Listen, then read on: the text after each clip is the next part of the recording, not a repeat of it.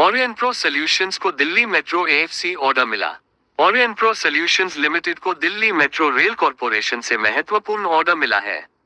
इस ऑर्डर में अत्याधुनिक ऑटोमेटेड फेयर कलेक्शन एएफसी तकनीक और समाधान शामिल हैं, जिनमें स्वचालित गेट, वैलिडेटर और कार्ड रीडर शामिल हैं।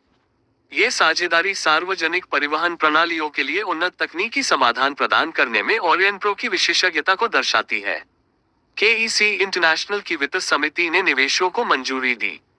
केईसी इंटरनेशनल लिमिटेड की वित्त समिति ने रणनीतिक निवेशों के लिए अपनी मंजूरी दी है। कंपनी ने केईसी एशियन केबल्स लिमिटेड के लिए 118.75 करोड़ रुपए और KEC power India private limited के लिए 6.25 करोड़ रुपए आवंटित किए हैं। इन निवेशों से कंपनी की वृद्धि की प्रक्षेपवक्र को मजबूत करने और प्रमुख बाजार खंडों में अपनी स्थिति को मजबूत करने की उम्मीद है। भारत का चालू खाता घाटा जीडीपी के 1.1% पर बने रहने की उम्मीद। आईसीआईसीआई बैंक की हालिया रिपोर्ट के अनुसार चालू वित्त वर्ष FY25 में भारत का चालू खाता घाटा कैट सकल घरेलू उत्पाद जीडीपी के 1.1% पर बने रहने का अनुमान है। ये पूर्वानुमान देश के बाहरी क्षेत्र के प्रदर्शन और इसके आर्थिक परिदृश्य पर इसके प्रभावों के बारे में महत्वपूर्ण अंतर्दृष्टि प्रदान करता है। MBL इंफ्रास्ट्रक्चर को दोष देयता अवधि पूर्णता प्रमाण पत्र प्राप्त हुआ।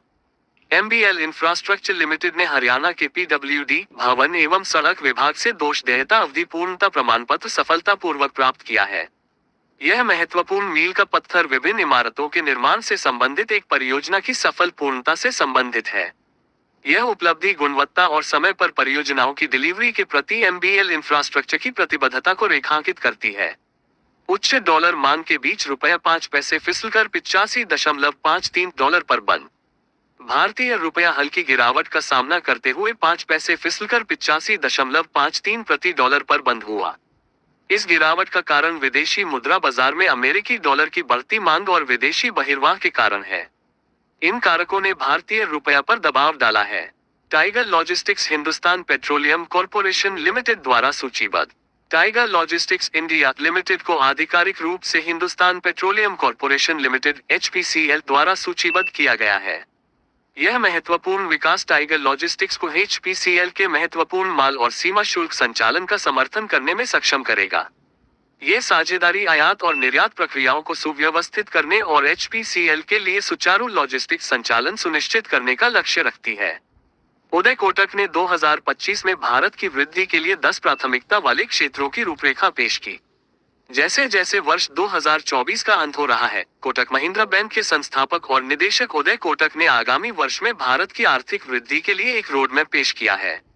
उन्होंने भारत को निरंतर और समावेशी आर्थिक विकास की दिशा में आगे बढ़ाने के लिए 10 प्रमुख प्राथमिकता वाले क्षेत्रों की रूपरेखा दी है।